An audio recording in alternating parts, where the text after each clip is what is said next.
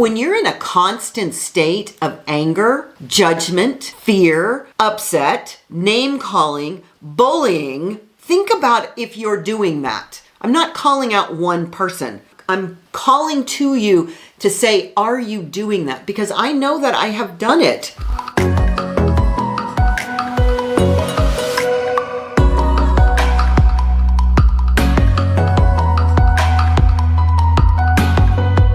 Hey, beautiful souls. Welcome to today's episode of your Wichita Falls. So today I want to share about something that's really been weighing heavy on my heart about what's going on in the world. And it's not because I am not aware that there is some conflict, but here's the thing. You know how I love my walks. I talk about them all the time, and that's where I get all my little intuitive downloads. And I was out walking on this gorgeous day this week here in my beautiful Wichita Falls. Spring is around the corner, and I found myself reflecting on what's happening in this world, especially our country right now. I really tell people to stop watching the news, but every once in a while it filters in. And so I don't want to make this a video about politics, because that's not what this is. This is a bigger conversation. Literally, this is about a bigger conversation than what we're having. It's not about left and right. It's not about conservative and liberal.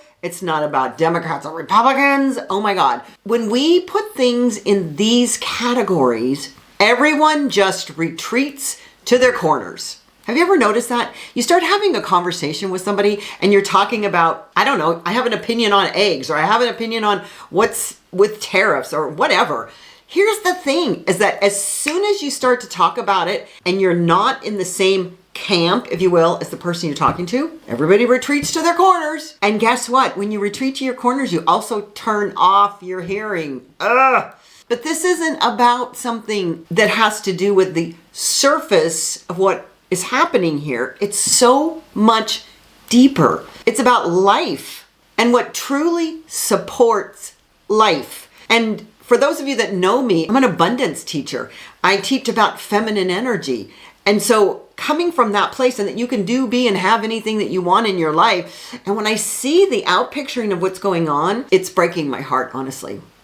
Because I want to speak about what's happening from a metaphysical, a spiritual perspective. And I know when some people say or hear the word spiritual, once again, they go into a corner. It's like you think you know what certain words mean, and then you give that meaning and you brush the whole conversation with it. But if you think that spirituality means being a Christian, great. If you think it means being a Buddhist, great. If you think it means being a Muslim, great.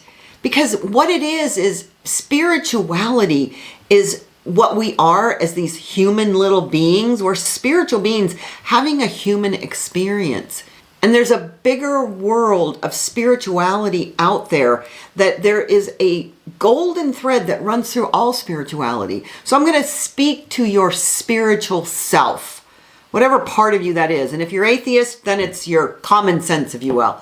It's about becoming more of who you came to this earth to be. And from this metaphysical, and the word meta means beyond physical. So beyond our physicalness, our judgments, our beliefs, our things that we think are reality, beyond the metaphysical perspective, from a self-improvement and self-enlightenment point of view, when we maintain a constant state of anger, judgment, fear, upset, name-calling, bullying, think about if you're doing that. I'm not calling out one person. I'm calling to you to say, are you doing that? Because I know that I have done it.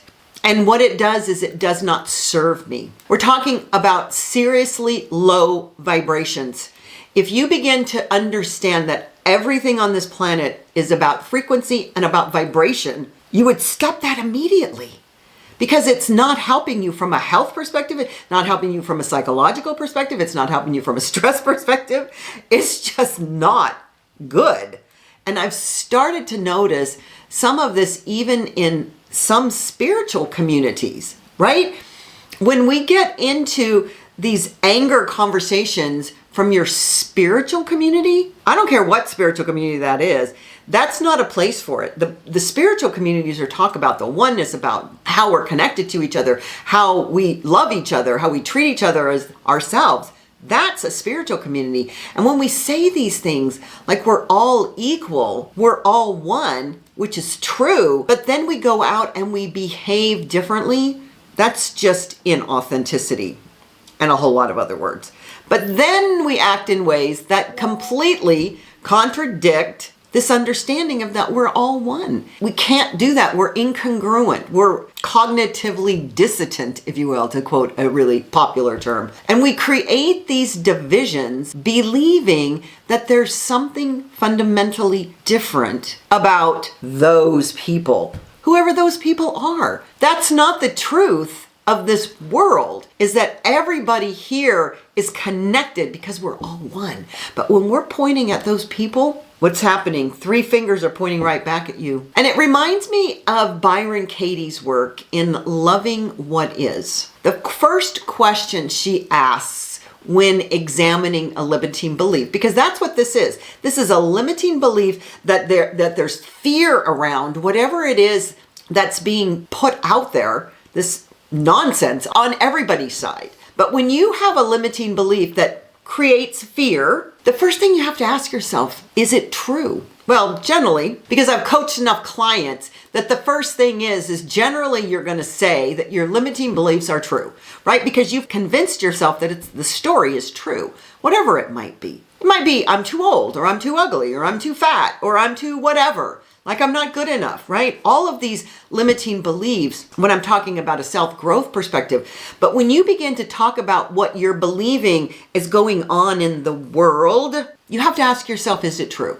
And of course you want to say, first of all, that it is. But then comes the critical follow-up question. Can you absolutely prove that it's true? And I promise you, if you do some really deep inner reflection about some of the beliefs that you're repeating, because they're probably not yours to begin with, honestly, that's where things begin to fall apart. Because you can't prove a future event regardless. You just can't. You can see some leading indicators and some lagging indicators, but are they true for your world? Is the world coming to a screeching halt? No. It's not. And I know this because I've lived through 70 years of ups and downs and all over the place in the United States and other countries. And the fact is that there's even more steps to Katie's process of asking some deeper questions. But if you can't get past, can you prove that this is true? I can assure you that it isn't. This fundamental question, can you prove it?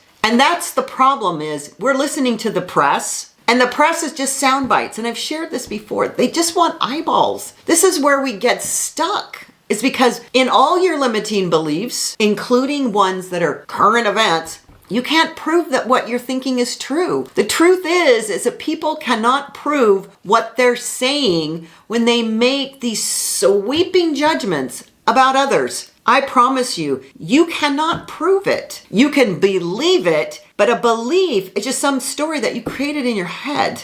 So let me give you an example.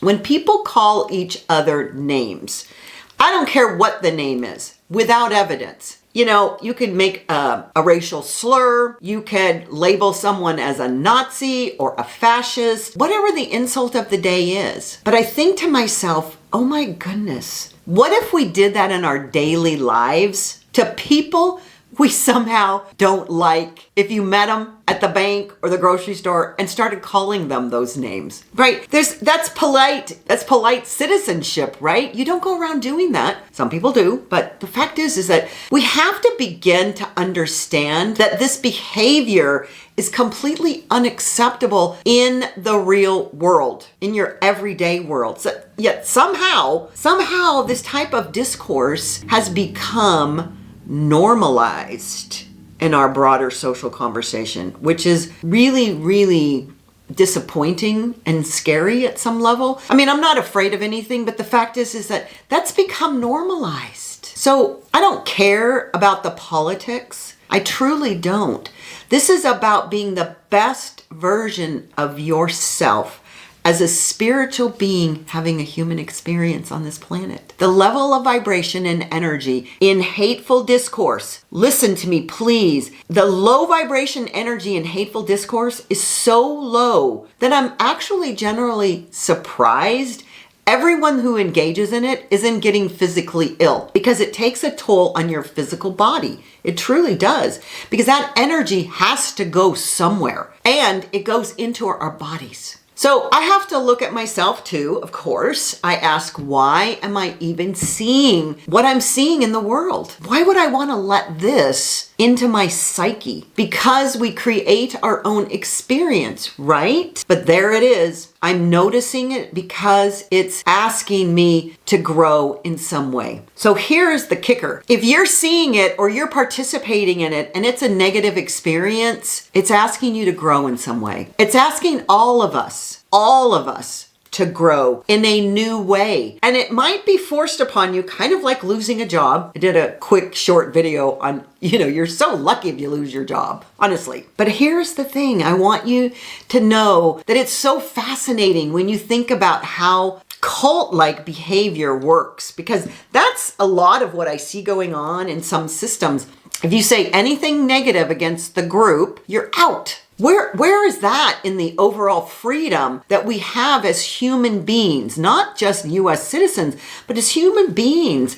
And once you're out, no one in the group can talk to you. That's crazy. So are you experiencing that, or are you doing that to someone? Does that sound like anything happening in our society today? So just something to reflect on. Here's my invitation. Let's all really begin to love one another as if you are looking at yourself. The word namaste is the God in me sees the God in you. What if you begin to see the God in you and each other beginning today? Let's begin to see that we are all one. We truly are all one consciousness experiencing itself as these human beings. When people speak with hatred or judgment, I have to find some place in my heart to love them, because my human reaction is, oh my goodness, don't bring that energy into my space, because I'm very protective of the energy that comes into my space. But my spiritual work is to remember our oneness. So how do we break free from these limiting beliefs and judgments? Here are 3 practices that I found very helpful. The first thing is question your thoughts. And when you catch yourself making sweeping judgments about another person or group, ask yourself, is this absolutely true? Can I prove it beyond all doubt? Usually the answer is no. Second, notice your energy. Our bodies are incredible truth detectors.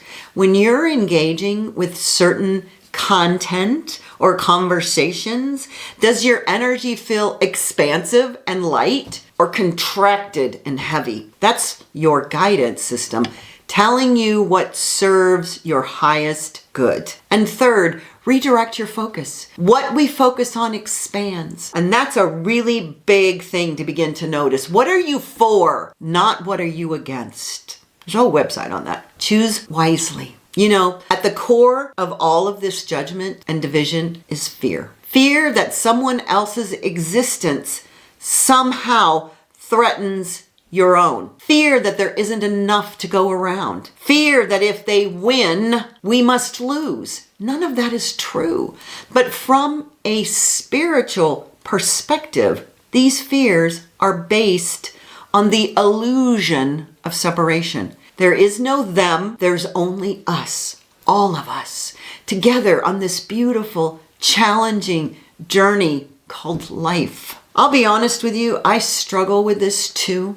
When I see hatred and division being normalized, it pushes all my buttons. I feel protective of the collective human spirit. I want to shake people and say, don't you see what you're doing to yourself, to all of us? But then I remember, my job isn't to change anyone else.